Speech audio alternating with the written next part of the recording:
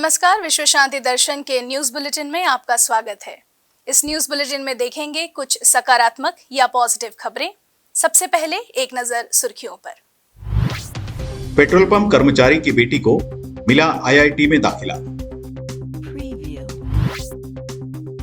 IVF तकनीक से गायों का गर्भधारण। नीलगिरी में मरीजों के लिए 6 ऑटो एम्बुलेंस तैनात। बिछड़े हाथी के बच्चे को जब मां से मिलाया गया। एक पेट्रोल पंप पर काम करने वाले पिता का गौरव उनकी बेटी ने आईआईटी कानपुर में परचम लहराकर बढ़ाया। आइए सुनते हैं आर्य राजगोपाल की ये गौरवपूर्ण कहानी। कहते हैं कि मेहनत किसी भी चीज की मोहताज नहीं होती। एक लड़की ने इस कहावत को सच साबित कर दिया है। इस लड़की के पिता पेट्रोल पंप पर काम करते हैं और इस लड़की ने आईआईटी कानपुर में परचम लहरा दिया। आर्या राजगोपाल नाम की इस लड़की को आईआईटी कानपुर में पेट्रोलियम इंजीनियरिंग के लिए पोस्ट ग्रेजुएट में दाखिला मिल गया है। तमाम लोगों ने आर्या राजगोपाल की इस सफलता के लिए उसे बधाई दी है। द बेटर इंडिया ने अपनी एक रिपोर्ट में लिखा है कि आर्या राजगोपाल की कहानी सिर्फ अकादमिक सफलता की कहानी नहीं है, बल्कि धैर्य और दृढ़ संकल्प की भी कहानी है।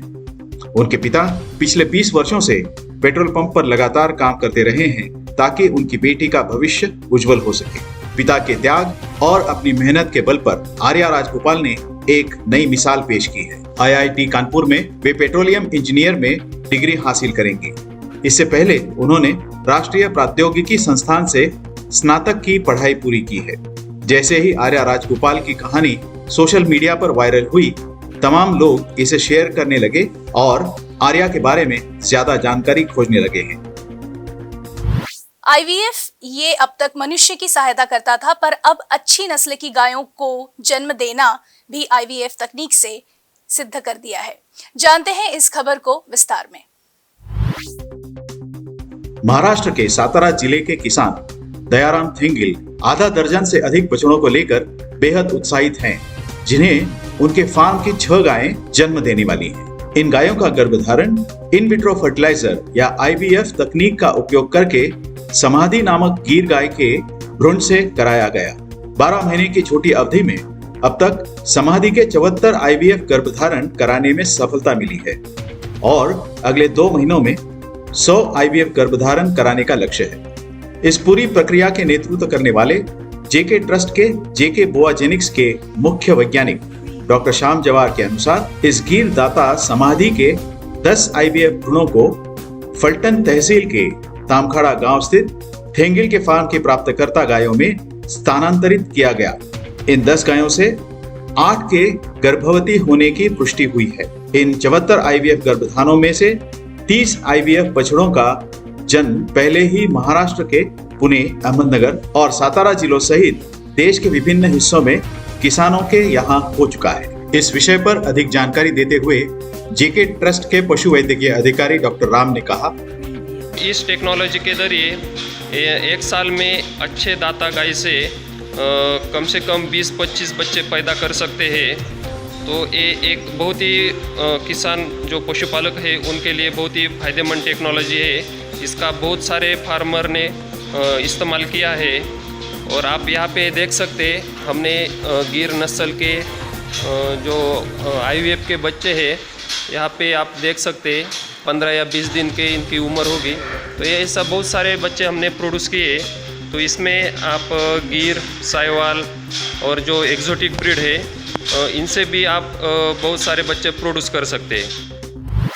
एक कैफे मालिक ने ग्राहकों से और सोशल मीडिया के माध्यम से एम्बुलेंस के लिए जुटाया धन। देखते हैं कैसे हुआ ये सब। कुन्नूर में एक कैफे के मालकिन ने तमिलनाडु की नीलगिरी के पहाड़ी इलाकों और संकरी सड़कों के लिए 6 अनुकूलित ऑटो रिक्शा एम्बुलेंस दान की हैं। एम्बुलेंस में मरीजों के लिए स्ट्रेचर, अटेंडरों के लिए सीटें, ऑक्सीजन सिलेंडर, आग बुझाने के यंत्र और पंखे हैं। ड्राइवर की कैबिनेट को रोगी के खंड से अलग किया गया है। राधिका शास्त्री ने अपने कैफे डीम के ग्राहकों से अपील की और सोशल मीडिया अभियान भी चलाया। एम्बुलेंस को मॉडिफाई करने और उनकी डिलीवरी की पूरी प्रक्रिया में राधिका को केवल 30 दिन लगे। इस उद्देश्य के लिए ऑटो रिक्शा को फिर से तैयार किया गया, जिसमें प्रत्येक एम्बुलेंस की कीमत 3,50,000 रुपए थी। नीलगिरी के लिए एम्बुलेंस लाने में शास्त्री ने करीब 21 लाख रुपए खर्च किए। पंजीकरण प्रक्रिया पूरी हो जाने के बाद दूरस्थ गांव में रहने वाले मरीजों की सहायता के लिए केट्टी, कुन्नूर और कोटागिरी क्षेत्रों में सार्वजनिक और निजी अस्पतालों में और गैर सरकारी संगठनों में ये एम्बुलेंस तैनात की जाएंगी। स्थानीय लोगों की मदद से वन अधिकारियों द्वारा किया गया एक अनाथ हाथी के बच्चे का बचाव। यह मानवता भरा कार्य सबका दिल जीत रहा है। देखते हैं आगे क्या हुआ। तमिलनाडु में वन विभाग ने एक हाथी के बच्चे को उसके परिवार से मिला दिया। नीलगिरी पहाड़ में मधुमलाई राष्ट्रीय उद्यान में ये पहल की गई। ट्विटर पर साझा किए गए एक वीडियो में दिखाया गया है कि अधिकारियों ने हाथी के परिवार की तलाश के लिए ऑपरेशन का नेतृत्व कैसे किया। वीडियो में हाथी के बच्चे को रेस्क्यू टीम का ध्यानपूर्वक पीछा करते देखा जा सकता है। इसी के साथ विश्व शांति दर्शन न्यूज बुलेटिन में आज यहीं रुकते हैं। नमस्कार।